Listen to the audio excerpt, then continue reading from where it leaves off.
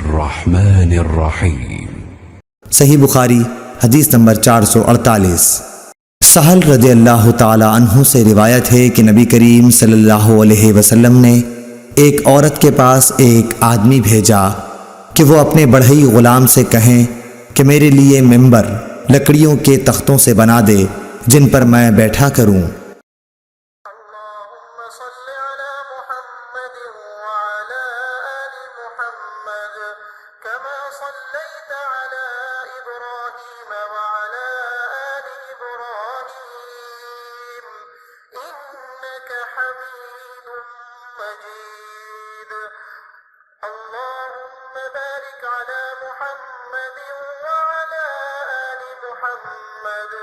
كما باركت على إبراهيم وعلى آل إبراهيم إنك حميد مجيد।